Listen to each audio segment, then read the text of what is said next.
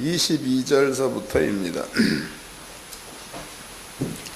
누가복음 8장 22절서부터 25절까지 누가복음 8장 22절로 25절 다같이 한 목소리로 합독을 하도록 하겠습니다. 시작. 하루는 제 아들과 함께 배에 오르사 저희에게 이르시되 호수 저편으로 건너가자 하시매 이에 떠나 행선할 때에 예수께서 잠이 드셨더니 마침 강풍이 호수로 내리치매 배에 물이 가득하게 되어 위태한지라 제 아들이 나와서 깨워 가로되 주여 주여 우리가 죽겠나이다 한데 예수께서 잠을 깨사 바람과 물결을 꾸짖으시니 이에 그쳐 잔잔하여지더라. 제 아들에게 이르시되 너희 믿음이 어디 있느냐 하시니 저희가 두려워하고 기이 여겨 서로 말하되 저가 니기에 바람과 물며 순종하는고 하더라. 아멘.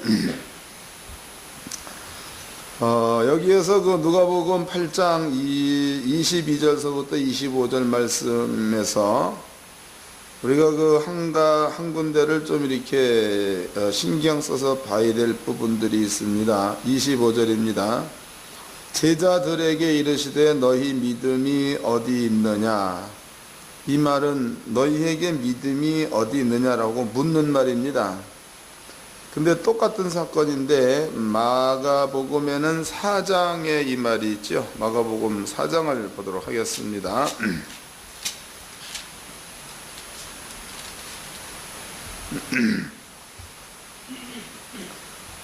마가복음 4장 39절을 읽겠습니다. 예수께서 깨어 바람을 꾸짖으며 바다더러 이르시되 잠잠하라 고요하라 하시니 바람이 그치고 아주 잠잠하여지더라. 이에 제자들에게 이르되 어찌 이렇게 무서워하느냐 너희가 어찌 믿음이 없느냐 하시니 여기에는 믿음이 없다 이렇게 얘기를 합니다. 아까는 믿음이 어디 있느냐 이래 묻고 있는데 지금은 믿음이 없다. 또 똑같은 이야기입니다. 마태복음 8장을 보겠습니다. 거기에도 동일한 이야기가 기록되어져 있죠. 마태복음 8장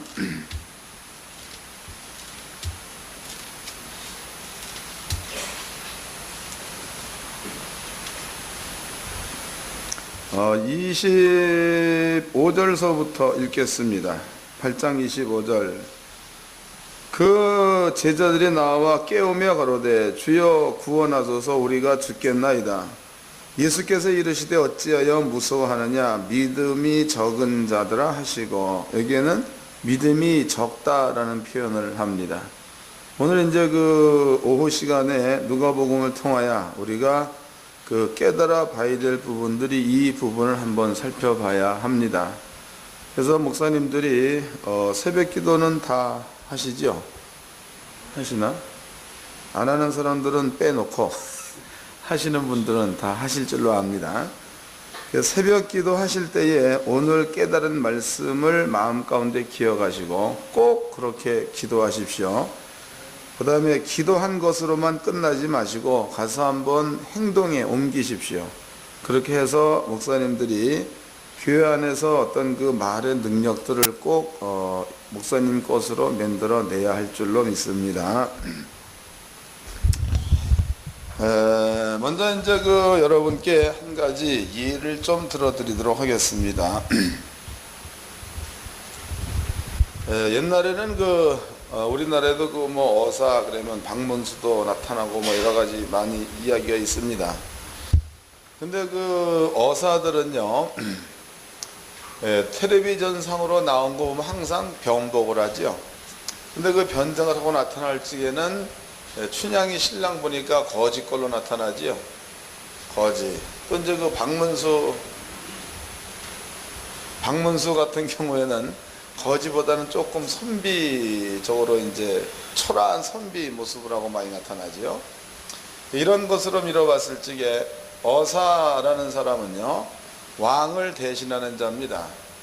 근데 표현한 것은 거지로서 혹은 돈 없는 선비로서 이렇게 표현되어져 있죠.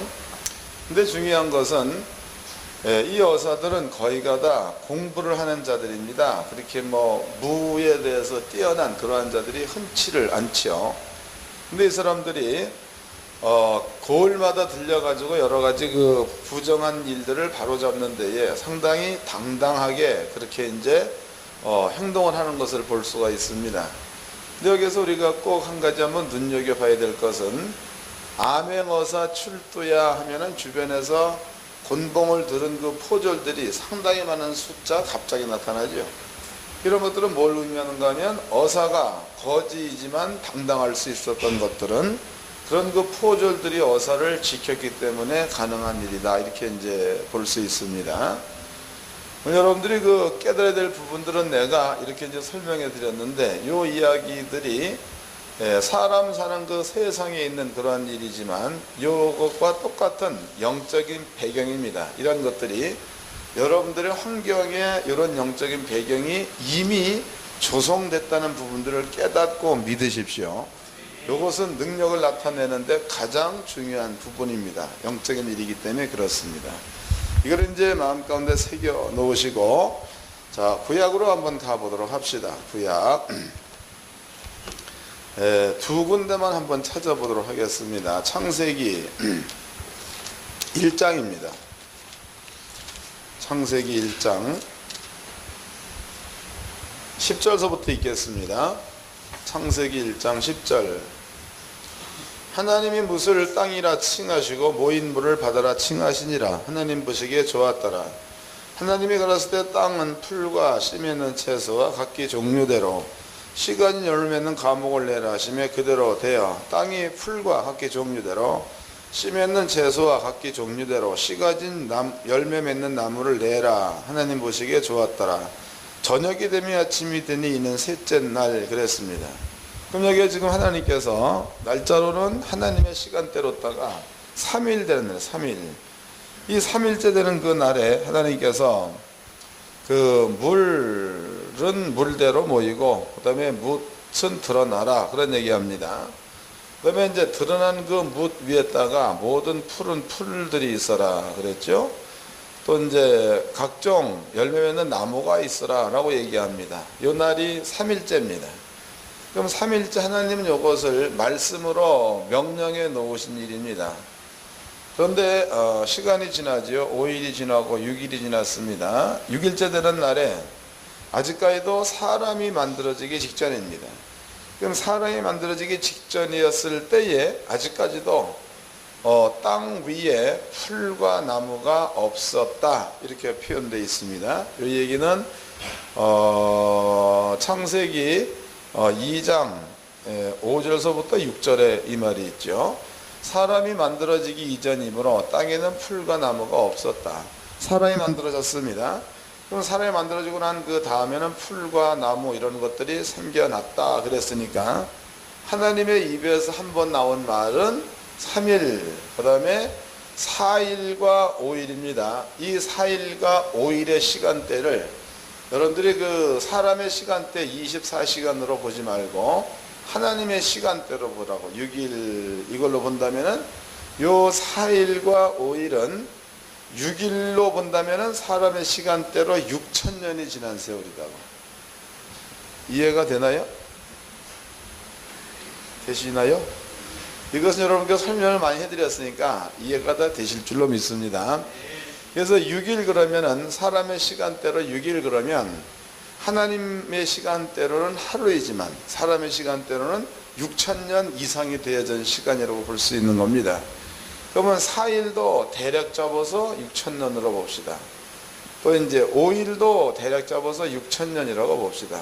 근데 4일날 만들어진 게 해와 달과 별들이죠. 5일날 만들어진 게 물고기하고 새가 만들어졌습니다. 이 6천으로 본다면 하나님께서 3일날 땅 위에 풀과 나무가 있어라 라고 얘기해 놓고 사람의 시간대로 본다면 약 1억 2천년이 지나서 존재로 나타났다 이런 얘기죠. 못 알아듣는 거 다시 한번 설명을 하겠습니다. 그러니까 빼먹지 말고 다 참석을 잘 하세요. 그러면 이런 얘기 그냥 술술 넘어갈 수 있는 부분들인데, 하나님의 그 시간대 6일입니다. 6일 날 하나님께서는 아담을 만드셨습니다. 아담. 6일 날 하나님은 하와를 만드셨습니다. 아담 하와를 만들기 직전에 요 사이에 하나님은 아담한테 동물들의 이름을 짓게 하셨습니다. 이름. 그 다음에 하와를 만들기 직전에 이미 이런 뭡니까 푸른 풀, 그 다음에 나무 열매 이런 것들이 나타났다라고 기록하고 있죠. 전부 다 이게 6일에 있었던 일들이라고. 6일 이해가 되나요? 찾아봅시다. 2장 창세기 2장입니다. 4절서부터 읽겠습니다. 2장 4절. 여호와 하나님이 천지를 창조하신 때에 천지에 창조된 대략이 이러하니라. 5절. 여호와 하나님이 땅에 비를 내리지 아니하셨고 경작할 사람도 없었으므로 들에는 초목이 아직 없었고 밭에는 채소가 나지 아니했으며 그랬단 말이에요. 그러니까 사람 만들기 전 그러면 5일이라는 거죠. 그럼 사람을 만드는 그날은 6일이라는 겁니다. 그 다음에 6절. 안개만 땅에서 올라와 온 지면을 적셨더라. 여호와 하나님이 흙으로 사람을 지으시고 생기를 그 코에 불어 넣으시니 이게 6일입니다. 그 6일째 보니까 땅에는 식물도 나무도 나타나지 않았다는 얘기죠. 6일날에 사람을 만들었는데 사람 만들기 직전은 5일입니다. 5일. 그 5일 동안에도 땅에는 풀이 없었다, 나무가 없었다 그런 얘기입니다. 그 다음에 이제 7절. 여호와 하나님이 흙으로 사람을 지으시고 생기를 그 코에 불어넣으신 사람이 생명이 된지라. 사람 만들었습니다. 그 다음에 9절. 여호와 하나님이 그 땅에서 보기에 아름답고 먹기에 좋은 나무가 나게 하시니 동산 가운데 있는 생명나무와 선을 알게 하는 나무도 있더라. 이것도 6일날 난 거지요. 왜냐하면 하와도 6일날 지어졌다는 거예요. 이해되시요? 하와도 6일날 지어졌습니다. 그리고 여기에서 9절 하와가 만들어지기 이전 이야기입니다. 9절. 그 다음에 또 넘어가서 18절입니다. 여호와 하나님이 가라사대 사람이 독초하는 것이 못하니 내가 그를 위해 돋는 배표를 지으라 하시니 여호와 하나님이 흙으로 각종 들짐승 공중에 각종 새를 지으시고 이것도 6일에 지어진 거지요. 하와 지어지기 전에 동물을 만드시는 그러한 장면입니다. 그 다음에 이제 아담이 어떻게 이름을 짓나 보시오. 그것들을 그에게로 이끌어 이르시니 아담이 각 생물 일컫는 바 그 이름이라 그랬으니까 이것도 6일날입니다. 20절. 아담이 모든 육축과 공중의 새와 들의 모든 짐승의 이름을 주시니라. 6일날이죠. 여호와 하나님이 아담을 깊이 잠들게 하시니 잠들매 그 갈빗대 하나를 취하고 살로 대신 채우고 여호와 하나님이 아담에게서 취하신 갈빗돌의 여자를 만드시고 그를 아담에게 이끌어 오시니 6일날 이야기죠. 그러니까 아담이 만들어지고 하와가 만들어지기 그 사이에 땅에 식물이 생기고 땅에 나무가 생기고 또 땅에 하나님께서 동물을 만드시고 그 다음에 이제 아담으로 그 이름을 짓게 하시고 요것이 아담이 만들어지고 나서부터 하와가 만들어질 때까지 그 사이에 있었던 일들입니다. 하와 역시도 6일날 만들어졌다는 겁니다. 그 다음에 이제 3장 1절. 여호와 하나님이 지으신 들짐승 중에 뱀이 가장 간교하더라 그랬단 말이에요. 그러면 간교하더라에서 이것은 에덴 동산에서의 아담과 하와가 만들어져서 사는 상태를 설명해 놓은 거죠. 이해됐어요? 그 다음에 뱀이 여자에게 뭐라 가로되 하나님이 참으로 너희들어 동산 모든 나무 실과를 먹지 말라 하시더냐. 여자가 뱀에게 말하되 동산 나무의 실과 우리가 먹을 수 있으나 동산 중에 있는 나무의 실과는 하나님의 말씀에 너희는 먹지도 말고 만지지도 말라 너희가 죽을까 하노라 하셨느니라. 이 얘기 역시도 에덴 동산에서 삶이 표현되어 있는 이러한 부분입니다. 그러면 지금 우리가 대충 살펴보았더니요, 아담이 만들어지는 요 사이에 각종 나무가 나타났고 각종 식물이 나타났고 동물이 나타났고 이름이 또 이제 하와가 만들어지고 난 다음에 아담과 하와의 삶은 동산에서의 대략 삶이 이제 기록되어 있다 이 말이에요. 그럼 하와가 선악과를 먹었습니다. 선악과를 먹을 때도 6일날 먹은 거다고. 아담이 선악과 먹은 그것도 6일날 먹은 것이 되겠죠. 이런 모든 것들이 6일입니다. 그리고 예수가 땅에 올 때까지가 전부 다 6일 가운데 포함된 겁니다. 예수가 죽었습니다. 그 다음에 성령께서 이 땅에 오셨죠. 그 성령께서 이 땅에 오실 때에 이때에 하나님께서는 아담이 선악과를 먹었을 때에 하나님에게는 7일이 시작이고, 우리는 예수께서 이 땅에 성령을 보냈을 그때서부터 우리에게는 7일이 시작이 되는 거예요. 이해가 되십니까? 그러면 이게 사람의 연도로 본다면 이게 세월이 엄청 지난 거죠. 6일 하루의 연도를 우리가 대충 따져보았더니 6,000년도 넘는 게 6일 하루를 사람의 시간대로 계산해 봤을 때에 대략 해볼 수 있는 시간이다 이 말이에요. 그럼 이것을 이제 3일날이에요. 3일날. 4일날. 그러면 4일날에는 성경에 보니까 해 만들었단 말이죠. 4일날 달 만들었습니다. 4일날 별 만들었습니다. 그러면 해와 달과 별들의 세계는요, 지구보다도 수억 수천 배가 더 큰 데가 우주요. 그 우주를 며칠날 4일날 만들었으니까 그 시간대도 대략 짐작을 하시겠죠. 우리가 보는 시간대 24시간이 아니라는 거예요. 하나님 보시는 시간대 하루니까 그 시간대는 만약에 6일을 이거를 이제 대충 기준으로 삼아가지고 6일을 기준으로 삼아가지고 4일을 본다면 그 4일도 사람의 시간대로는 6,000년을 넘었을 거라고 볼 수 있다는 거죠. 5일도 6,000년을 넘었다고 봐야 되는 겁니다. 그러면은 3일서부터 6일까지 그 사이에 4일이 지나고 5일이 지났다는 거죠. 그럼 이것을 사람의 연도로 계산해 본다면 대략 잡아가지고 1억 2천년 정도 흘렀다고 봐야 맞겠죠.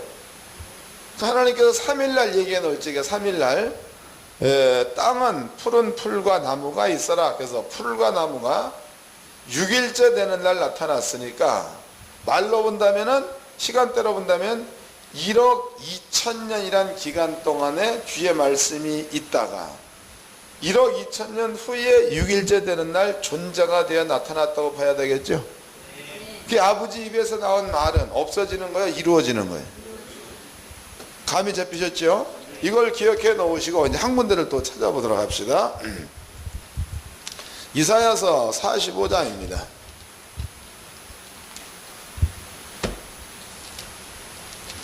이사야서 45장.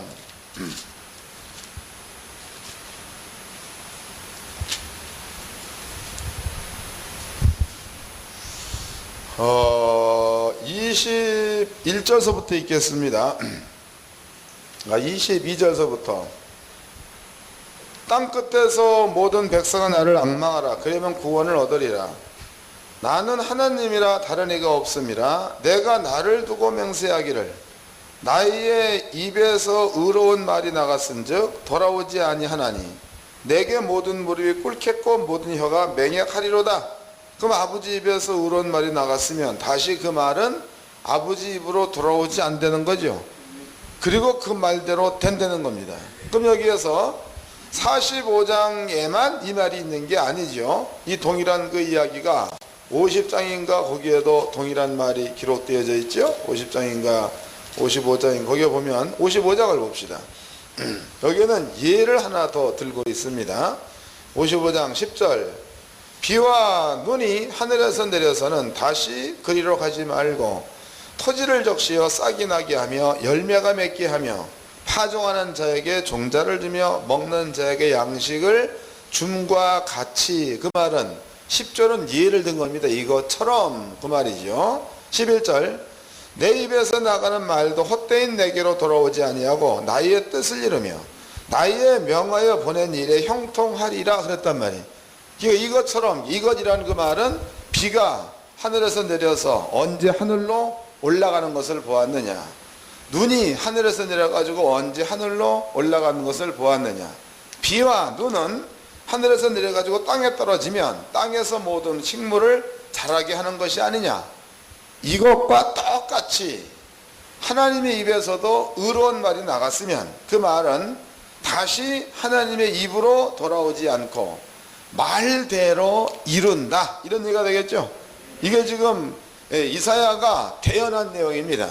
그럼 이사야 45장 말씀이나 이사야 55장 그 말씀이나 창세기 이것은 그런 내용은 없지만 3일서부터 6일까지 내용을 한번 성경적으로 짚어보았을 때에 그 창세기의 내용이나 따지고 보면 같은 내용이다. 이게 창세기는 조금 펼쳐서 말한 것이고 이사야서는 한마디로 하나님의 말씀이 입에서 나갔으면 다시 돌아오지 아니고 이룬다 한마디로 표현해 놓은 거고 창세기는 펼쳐놓은 이러한 것입니다. 그럼 이런 것으로 미뤄보았을 적에 하나님의 말씀은 어떠한 말씀이 되었던지 간에 꼭 이루어진다는 것에 대한 증명인 거죠. 하나님의 말씀은 꼭 이루어진다는 것에 대한 증명입니다. 이러한 것들을 사도 요한은 표현해내기를 말씀은 곧 하나님 이렇게 표현한 거다고. 말씀은 곧 하나님. 이해되셨습니까? 말씀은 곧 하나님. 그 뒤에는 이런 약속이 숨어 있는 겁니다. 또 요한일서에도 보니까 하나님의 말씀은 하나님, 말씀이 육신, 말씀이 존재가 되어 이렇게 표현되어 있는데 요한일서에는 처음부터 있는 말씀의 가나에는 눈으로 보았다, 들었다, 그다음에 손으로 만졌다 그랬죠. 그 만졌다는 얘기는 존재가 되어 나타났다 이런 뜻입니다. 그럼 요한복음 1장의 내용이나 요한일서 1장 1절 말씀의 내용이나 그다음에 이제 이사야가 하고 있는 말이나 창세기에 수록되어 있는 그 말이나 표현 방법만 다르다 뿐이지 내용은 전부 다 같다는 뜻이 되겠죠. 이것이 하나님의 말씀입니다. 이것이 신의 소리다 이 말이에요. 때문에 우리는 결론에 이를 적에 하나님의 말씀은 어떠한 말씀이 되었던 전에 그대로 이룬다. 그대로 이룬다. 이것을 마음 가운데 꼭 믿음으로 가지십시오.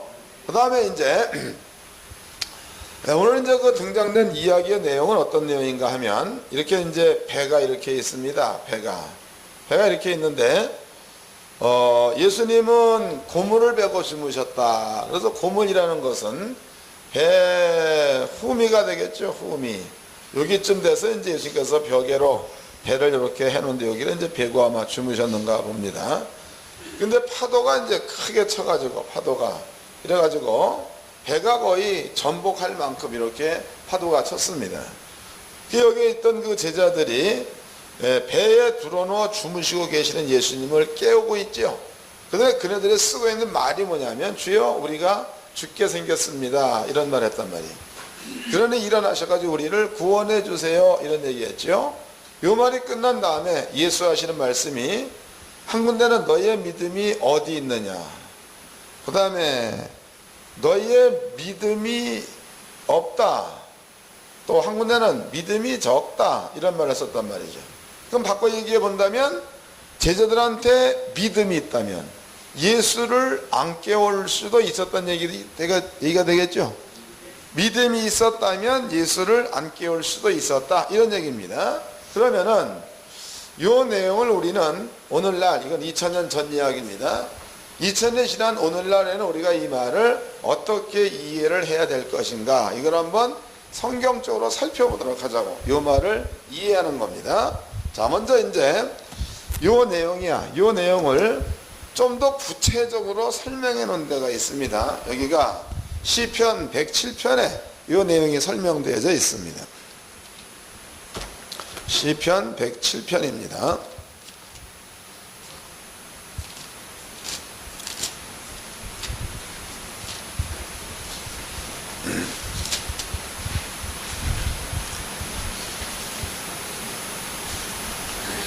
시편 107편. 자, 먼저 18절서부터 읽겠습니다. 저희의 혼이 각종 식물을 싫어하여 사망의 문에 가깝도다. 19절. 이에 저희가 그 근심 중에서 여호와께 부르짖음에 그 고통에서 구원하시되 저가 그 말씀을 보내어 저희를 고치사 위경에서 건지시는 도다. 그러니까 가난하다, 병들었다 이럴 적에 기도하면 하나님께서 고쳐주고 구원해내는 데에 하나님이 나타난다는 거야. 말씀을 보낸다는 거예요. 다시 읽어드리겠습니다. 이것을 이해를 잘 하십시오. 다시 읽어드리겠습니다. 16절서부터 읽겠습니다. 저가 논문을 깨뜨리시며 새 빗장을 꺾으셨음이로다. 미련한 자는 저희 범과와 죄악의 연고로 고난을 당하며 저희 혼이 각종 식물을 싫어하여 사망의 문이 가깝도다. 이에 저희가 그 근심 중에서 여호와께 부르짖음에 그 고통에서 구원하시되 저가 그 말씀을 보내요. 저희를 고치사 위경에서 건지시는도다. 그러면 백성들이 미련에서 겪고 있는 고통 가운데서 빠져나올 수 있는 방법은 하나님께서 보내주신 말씀 때문에 빠져나온다, 그 얘기죠. 예, 그 다음 절에 읽겠습니다. 여호와의 인자하심과 인생에게 행하신 기이한 일을 인하여 그를 찬송할지로다. 그 일이 기이하다는 거예요. 이제 그 대충 이해가 될 줄로 믿습니다. 자, 23절입니다. 여기에는 이제 좀 더 자세하게 설명되어져 있습니다. 선척을 바다에 띄우며 큰 물에서 영업하는 자는, 그러면 선척 그러면은 이것은 장사하는 배를 이야기하죠. 배를 바다에 띄우고 그것으로 영업하는 자입니다. 그 다음에 여호와의 행사와 그 기사를 바다에서 보나니 그네들이 하나님의 기적을 본다, 이랬습니다. 25절, 여호와께서 명하신즉 광풍이 일어나서 바다 물결을 일으키시는 도다, 그랬단 말이야. 그럼 광풍을 하나님이 보내가지고 광풍이 바다로 하여금 미친 듯 뛰게 만든다, 그 얘기죠. 그 다음 절입니다. 저희가 하늘에 올랐다가 깊은 곳에 내리니 그 위협을 인하여 그 영혼이 녹는도다, 그랬단 말이에요. 이것도 그냥 읽어 내려가면 이게 뭔 말인지 모릅니다. 이 말이 무슨 얘기냐면, 여기 이제 그 시편 107편에 기록된 그 이야기가 바다에서 배를 띄우고 영업하는 자, 그랬습니다. 바다에서 배를 띄우고 영업하는 자, 그랬죠. 그럼 여기에서 이제 이 배가 이렇게 있으면 이 배가 이제 바다에서 산업을 한다, 이 말이에요. 사업을 합니다. 근데 이때에 광풍이 불어가지고 파도가 치는 거예요. 그럼 파도 이렇게 치면은 배가 파도 꼭대기 이렇게 올라가죠, 이렇게. 이럴 적에 파도가 빠져나가 버리면 배는 땅속으로다가 뚝 떨어지겠죠, 이렇게. 이게 파도가 일어났을 때의 배의 모습입니다. 또다시 다른 파도가 또 밀어 올렸을 때에 파도 꼭대기에 올라갔다가 그 파도가 빠져나가 버리면 배가 또 아래로 또 내려오겠죠. 이 일이 반복된다는 거예요. 근데 이 일이 반복될 때에 배에 타고 있는 사람들의 모양이야. 배에 타고 있는 사람들의 모양은 여러분들이 그 뭡니까? 그저 바이킹 타보셨나요? 바이킹 재미있죠? 예, 그래서 이렇게 했다가 쑥 올라갔다가 내려갈 적에는 아랫도리가 다 없는 것 같잖아. 그래서 자신도 모르게 막 소리가 막 질러지고 막 하죠. 요거를 얘기하는 거예요. 자, 이제 그 다음 절 읽어보도록 합시다. 26절입니다. 저희가 하늘에 올랐다가, 그럼 하늘에 올랐다라는 그 말은 여기에 꼭대기에 올라갔다는 얘기다고. 올랐다가 그 다음에 깊은 곳에 내리니, 그럼 이제 배가 밑으로 뚝 떨어지는 것을 얘기하는 겁니다. 내리니 그 위협을 인하여 그 영혼이 녹는도다. 그 영혼이 녹는다, 그 얘기는 소리를 지른다는 얘기다고. 그 다음에 또 보자고. 27절, 저희가 이리 구르며 이리저리 구르며, 그 얘기는 뭐예요? 배가 이렇게 올라갔다 갔다 하니까 자기도 모르게 뒹굴르겠죠. 이게 그 얘기요. 저희가 이리저리 구르며 취한 자같이 비틀거리니 지각이 혼돈하도다. 이제 그 말이 무슨 얘기인지 아시겠죠? 그 얘기는 이제 그 배를 탔을 때 그 실정을 아주 자세하게 설명해 놓은 부분입니다. 언젠가 제가 이제 그 어디냐, 거기 강원도에 가서 낚시를 한번 한 적이 있습니다. 그런데 강원도의 파도는 남해나 서해의 파도보다 매우 높습니다. 근데 그때도 불행하게 우리가 그 어딥니까, 거기 저 어느 에서 세미나를 마치고 이제 전부 다 흩어졌죠. 그래서 나하고 몇몇 목사님들하고 모여가지고 배를 한 척 새를 냈습니다. 고기를 잡으려고. 그래서 이제 배를 타고 바다 가운데 들어갔습니다. 분명히 새를 낸 시간은 5시간이다고. 그래서 이제 배를 모는 그 선장이 그 이만한 오징어 내장을 보따리에 싸가지고 물에다 담궈 놓으니까 조금 있으니까 학꽁치기만 게 막 엄청나게 몰려오는 거예요. 그래서 이제 낚싯대를 담그니까 그냥 휘어져 버려요. 그래서 그냥 대구 땡기는데 불과 20분 만에 한 20-30마리를 금방 잡았습니다.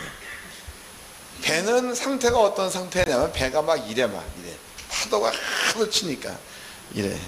조금 있다가 한 양반이 고기 밥을 다 준단 말이에요. 이렇게 조금 있다가 또 양반이 고기 밥을 다 줘.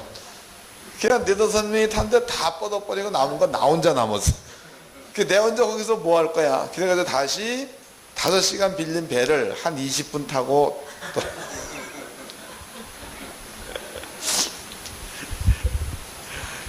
배멀미 해서 그러죠. 배멀미. 여기 얘기가 그 얘기야. 그러니까 하늘로 올랐다가 땅에 떨어지니 지각이 혼돈하도다. 또 이리 구리고 저리 굴었더니 정신이 없다. 이런 얘기입니다. 다시 읽겠습니다. 27절입니다. 저희가 이리저리 구르며 취한 자같이 비틀거리며 지각이 혼돈하도다. 28절.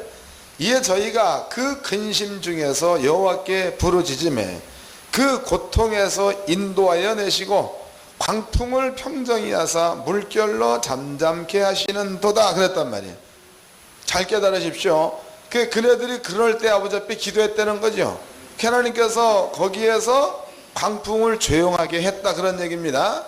근데 요거를 읽기 이전에 우리가 읽은 말씀이 하나가 더 있습니다. 그 위를 보자고.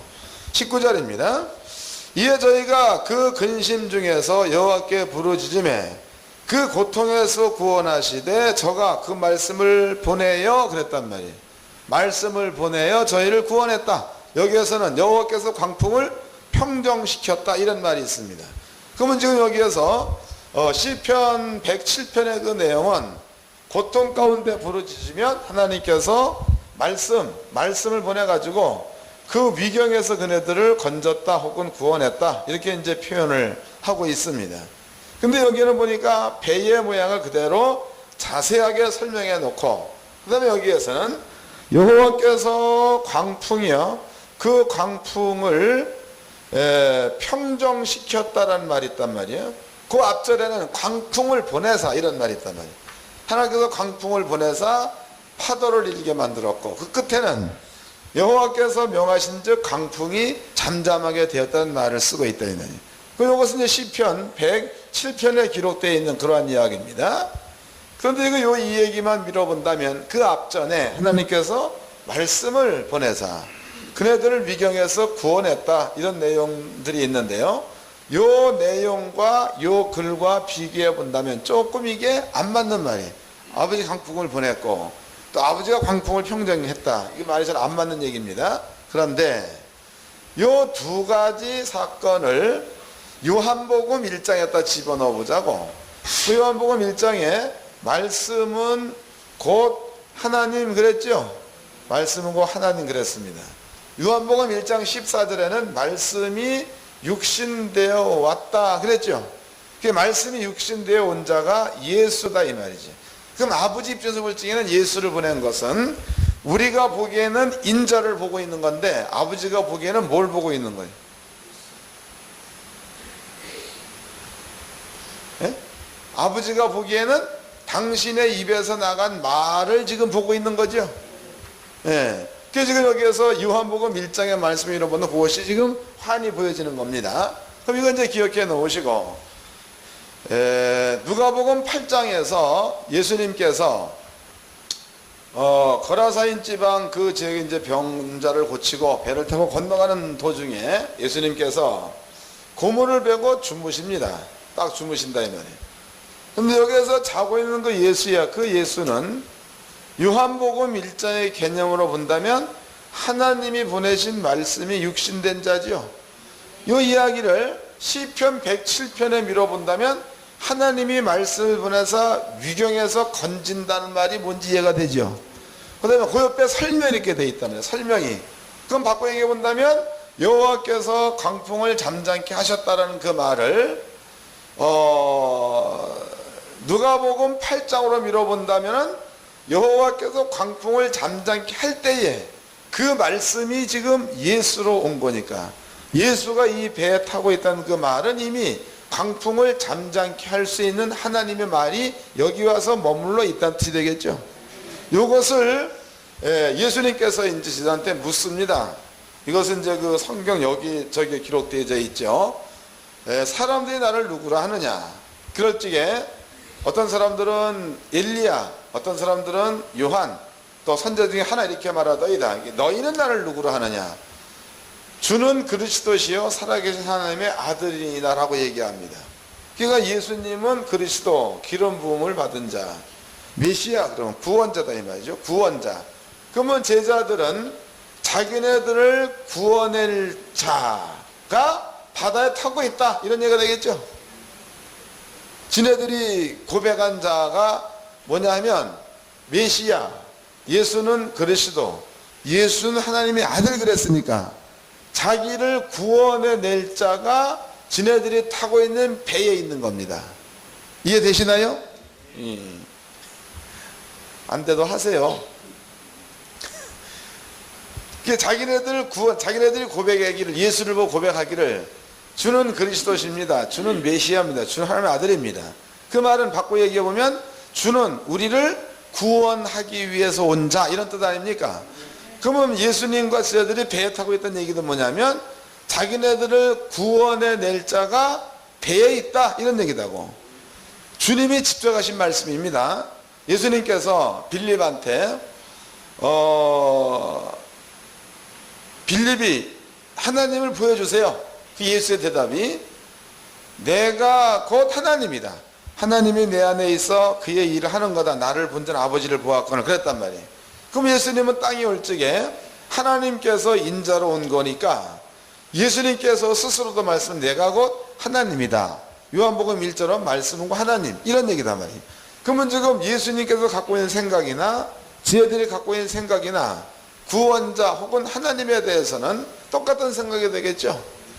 똑같은 생각이에요. 그런데 지금 제자들이 배를 타고 바다를 건너갈 적에 풍랑이 일어가지고 파도가 치고 있다 이 말이에요. 이럴 적에 제자들이 예수님을 깨우는데 그때 당시에 그네들의 마음의 상태가 여기 보니까 죽을까 하여 이런 말이 있죠. 거기 이제 다시 찾아보도록 하자고. 누가복음 8장입니다.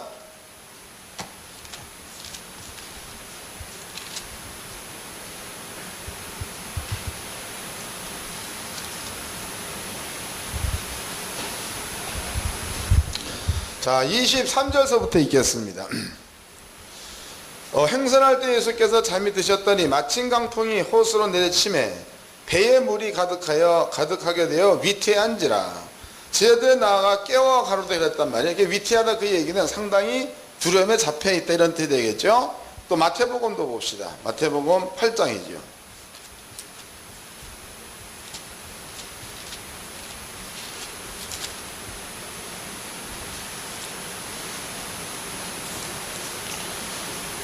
(8절) 24절입니다. 바다에 큰 놀이 일어나 물결이 배에 덮이게 되었으되 예수는 주무시는지라. 그 제자들이 나와 깨우며 가로되 주여 구원하소서 우리가 뭐게 되는 거예요? 죽겠나이다. 그러니까 제자들의 그 생각은 이러한 그 풍랑 때문에 죽겠다 혹은 위태하다 이런 것들이 제자들의 생각입니다. 그런데 제자들이 고백한 내용으로 본다면 예수님은 자기를 구원하러 올 자 혹은 주님께서 그들한테 밝히기를 나는 곧 하나님이다 이렇게 밝혔다 이 말이. 그러면 제자들은 예수님이 지네들을 구원할 자로 믿고 예수의 제자가 된 자들이고 또 예수님이 말했을 때 그 말을 전부 다 믿었던 자들이 제자되는 거죠. 근데 그 내용 가운데는 구원이 들어가 있어. 구원이. 그럼 지금 상태로 본다면은 예수님께서 이제 그 제자들이 깨울 때 일어나서 가장 먼저 묻는 말이 너희에게 믿음이 어디 있느냐 이렇게 물어봤을 적에 예수님께서 보고 있는 제자들 가운데 없는 믿음은 어떤 믿음이 되는 겁니까? 구원자라고 말한 예수에 대한 구원의 확신이 없다는 얘기죠. 믿음의 높낮이를 아시겠습니까? 또 예수님께서 묻습니다. 믿음이 적은 자들아. 그 얘기는 지네들 입으로 구원자다라고 고백을 해놓고 메시아다 혹은 그리스도라 이렇게 고백해놓고 실제로 구원할 수 있다는 것에 대해서 신뢰가 없다, 이런 얘기다 말이죠. 감이 잡히시나요? 그 다음에 깨웠더니 예수님께서 풍랑을 잠잠케 하셨다, 이렇게 이제 기록하고 있습니다. 이게 이제 첫 번째 제자들한테 묻고 있는 믿음에 관한 이야기입니다. 믿음. 그럼 먼저 첫 번째 문제부터 우리가 한번 풀어보도록 하자고. 이 첫 번째 문제입니다. 분명히 우리는요, 예수가 이 땅에 왔을 때 그 예수께서 이뤄놓으신 구원의 세계죠. 그 구원의 세계는 첫 번째는 영적인 구원, 두 번째는 육적인 구원입니다. 근데 영적인 구원은 천국 갈 것은 이게 뻔한 것이니까 이것은 접어두도록 하자고. 육적인 구원입니다. 그 육적인 구원 역시도 부요하신 자로서 가난하게 되시면 너희로 부요케 하려 하심이라, 이 말이 성경에 있지요. 이 말이 틀림없이 있습니다.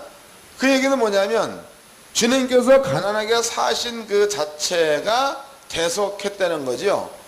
이게 가난에 대한 값으로 주었다, 혹은 가난에 대한 대가를 주님이 치루었다, 대속이다. 그 우리한테 주어진 것은 부요가 주어진 겁니다.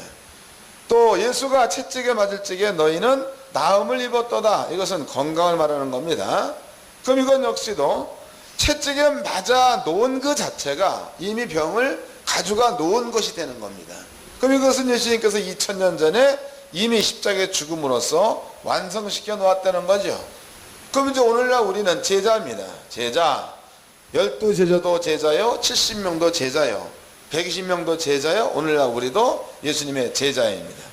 그 예수님께서 분명코 메시아를 향하여, 아니 예수를 향하여 메시아, 그리스도, 하나님의 아들, 이렇게 구원자다고 분명코 그네들이 고백을 했습니다.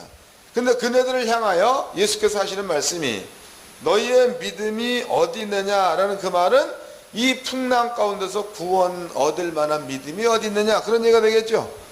또 너희의 믿음이 적다라는 그 말은 이 풍랑 가운데서 구원받을 만한 믿음이 적다, 이런 얘기가 되는 거다고. 왜냐하면 여기에 누워서 주무시는 양반이 메시아의 구원자다, 이 말이에요. 때문에 구원자라는 확실한 믿음을 가지고 있다면 저들의 그 마음 가운데는 배가 뒤집힌다 그래도 거기에는 걱정이 없어야 맞겠죠. 여러분들이 그 베드로 같은 경우에 문제가 감옥에 들어가 있었죠. 분명히 사형 선고를 받습니다. 근데 그 사형 선고를 받았을 적에 베드로의 마음 가운데는 평안이 있었다 그랬죠. 그 평안이 있었는 그 사실을 베드로가 사형 선고를 받고 깊이 잠이 들었다는 것, 이런 것들을 통해서 베드로 마음에 평안이 있었던 것을 알 수 있다는 거죠. 근데 예수가 승천하시기 직전에 베드로 보고 한 그 말이 너는 젊어 죽을 것이 아니라 너는 늙어서 죽어야 한다는 말을 예수께서 베드로한테 주었다, 이 말이에요. 그럼 베드로가 믿음이 성장됐을 때에는요, 자기는 젊어서 죽는 것이 아니라 늙어서 죽는 것이 하나님의 뜻이다. 그러므로 왕이 나한테 사형 선고를 냈다 해도 예수님이 늙어 죽는다라고 말했으면 나는 이 자리에서 안 죽을 거다가 베드로의 믿음이라고 얘기해 드렸죠. 이런 것처럼 베드로가 만약에 성령 받고 난 다음에의 믿음, 이러한 믿음을 베드로가 풍랑이 있는 배 가운데서 동일한 믿음을 가졌더라면 베드로나 모여있던 제자들은 예수를 두려워 깨우지 않았겠죠. 그러니까 위태하야, 죽을까 하야, 이런 말은 안 썼다, 이 말이에요. 그런데 이네들한테 믿음이 적다 혹은 믿음이 어디냐, 그 얘기는 이러한 믿음이 이들한테는 없다는 뜻이다, 이 말이에요. 없다, 적다, 이런 얘기입니다. 그렇다면요, 이 이야기를 오늘날 우리한테 그대로 한번 집어넣어 보자고. 분명히 예수님께서는요 2000년 전에 이 일을 완성시켜 놓으셨습니다. 그 여러분들의 마음 가운데는요 분명 꼭 고백을 할 적에 우리한테는 부여만 있다, 고백해 놨습니다. 우리한테는 건강만 있다, 고백해 놨다, 이 말이에요. 그런데 가난이 찾아왔을 때에 두려움이 생기는 이유는 어디 있는 거며, 질병이 찾아왔을 적에 두려움을 느끼는 이유는 어디 있었고, 한번 생각해 보셨나요? 주님께서 배에서 이들한테 한 그 말로 밀어본다면 우리 역시도 믿음이 어디 있느냐, 믿음이 적은 자여, 이렇게 책망 들을 만한 자리에 있다는 뜻이 되겠죠. 이러한 자리에서 좀 벗어나시기를 바랍니다. 베드로가 감옥에서 나는 늙어 죽는다. 이런 확실한 믿음, 이 믿음을 가지고 사형 바로 전날에도 감옥에서 평안한 마음을 가지고 잠을 잤던 것과 같은 이러한 믿음들이 우리에게도 있어야 될 줄로 믿습니다. 그래서 저는 요새 이제 이런 이야기, 저런 이야기, 이런 일들, 저런 일들을 겪으면서 나도 믿음이 적지만 이래 보면은 목사님들도 믿음이 매우 적다는 것이 눈에 이렇게 들어온단 말이에요. 눈에.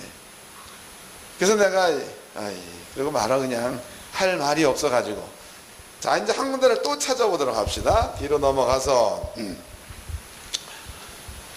요 이야기는요 주님께서 집정하신 말씀입니다. 요한복음 16장입니다.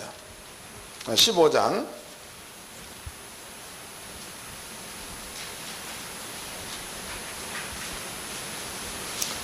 15장 6절서부터 읽겠습니다.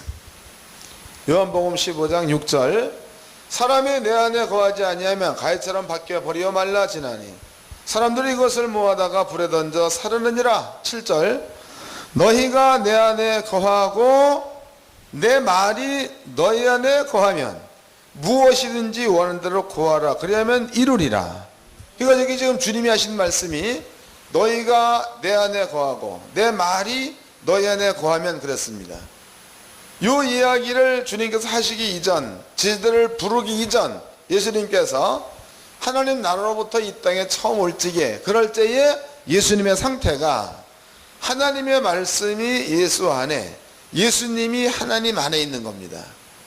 지금 주님께서 요한복음 15장에 너희가 내 안에 내 말이 너희 안에 이 말이나 제자들이 부르기 직전에 하나님께서 예수 안에 하나님 말씀이 예수 안에 예수님께서 하나님 안에 있는 똑같다 이 말이지. 그럼 여기서 지금 예수 하시는 말씀이 너희가 내 안에 내가 너희 안에 내 말이 너희 안에 있으면 너희가 원하는 대로 구하라 그러면 이룬다 그랬습니다. 그러면 지금 여기에서 예수님께서 고문을 베고 누워 주무실 때에 제자들이 깨우지요. 예수님 우리를 구원하소서. 그러면 이제 예수께서 일어나 가지고 풍랑을 바다를 꾸짖습니다.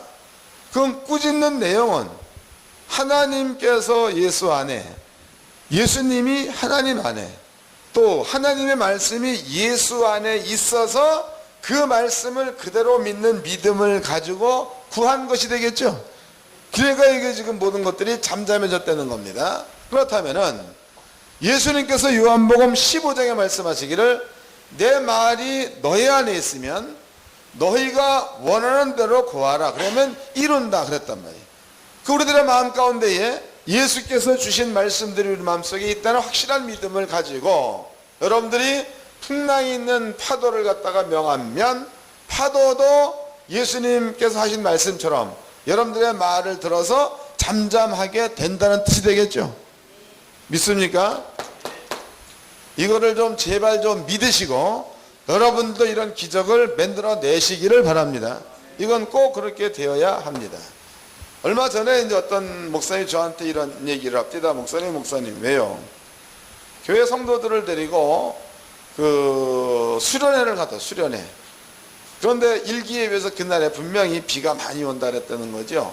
그리고 하늘은 깜깜했다. 비가 막 쏟아질 직전입니다. 장로님들이 목사님 계획은 수련회 가기 이전에 일기예배도 안 들었을 적에 미리 세우는 계획이야.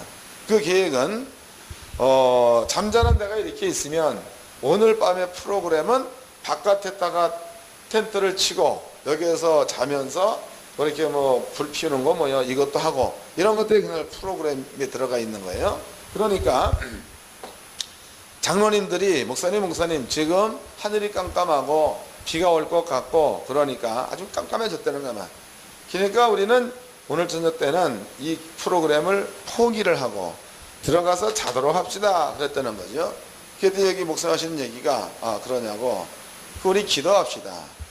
그래서 이제 기도를 끝나고 난 다음에 성도들이 한 400~500명 보는 앞에서 예수 이름으로 명하노라 비는 내리지 말지어다 구름은 물러갈지어다 그랬다는 거예요. 그거 재밌는 사건이죠. 그러고서는 프로그램대로 그러니까 프로그램이 가서 짜진 게 아니고 일기예보가 나오기 이전에 이미 1개월 전에 짜진 내용이단 말이에요. 그 내용을 그대로 진행을 시켰다는 거죠. 그대로.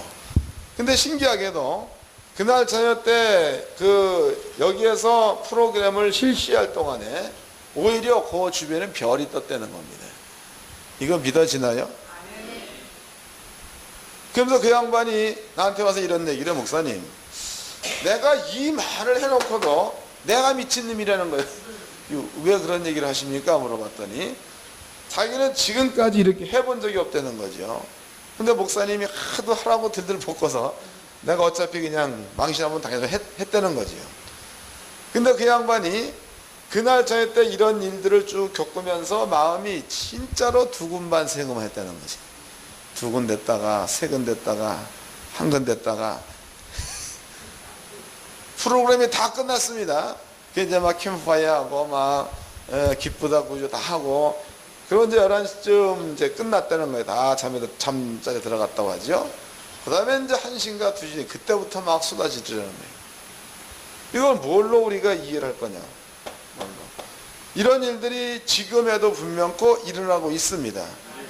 뭘 의미하는 거예요? 예수님께서 하신 말씀이 내가 올 적에는 하나님의 말을 가지고 왔다는 거예요. 그 말을 내가 바다나 혹은 바람에게 명하니까 그 바람과 바다가 내 말을 들어서 내 사랑하는 제자들을 위경해서 건졌다는 거죠. 이런 것처럼 제자들에게도 너희가 내 안에 내 말에 너희 안에 있으면 너희가 무엇이든지 원하는 대로 구하라 그러면 이룬다 그랬죠. 너네들한테 그대로 된다는 게 주님의 가르침이라고. 오늘날 우리는요 믿음적인 부분에서 보니까 두 가지 믿음이 다 없어. 이게 두 가지가 첫 번째 한 얘기도 보니까 별로 없죠. 그래서 조금만 아프면은 잠시는 참지. 주여 믿습니다. 그리고 이제 참어. 주여 믿습니다. 이틀도 참어. 주여 조금 줄어들지. 3일 참어. 주여 믿습니다. 4일 참어. 주여. 그리고 약국으로 가죠. 또 이것도 그래. 나사렛 예수님의 귀신은 떠날지어다. 안 나가. 두 번째 떠날지어다. 세 번째 떠날지어다. 네 번째 가든지 말든지. 안 되는 겁니다. 그러니까 적어도 우리는요, 주님께서 요한복음 15장에 보니까 우리한테 그렇게 될 만한 조건을 갖추어 주셨습니다. 근데 신기하게 사도들이 이렇게 했다는 거예요. 사도들이 사도행전 5장에 보면 아나니아와 삽비라가 있습니다. 그럴 적에 사도 베드로가 삽비라야 아나니아야 네가 땅을 팔기 전에는 네 땅이 아니며 땅을 팔고 난 다음엔 네 땅이냐 어찌하여 네가 성령을 속이고 땅값 얼마를 숨겼느냐 그랬단 말이에요. 그 말이 끊치자마자 아나니아 혼이 떠났다라고 나와 있죠. 그럼 그 얘기는 계획된 얘기가 아니고 그 상황에 따라서 벌어진 일입니다. 그 뒤에 이제 삽비라라는 여자가 삽비라처럼 들어왔다 이 말이. 그때 이제 묻지요. 네가 땅값 전부를 가져왔느냐?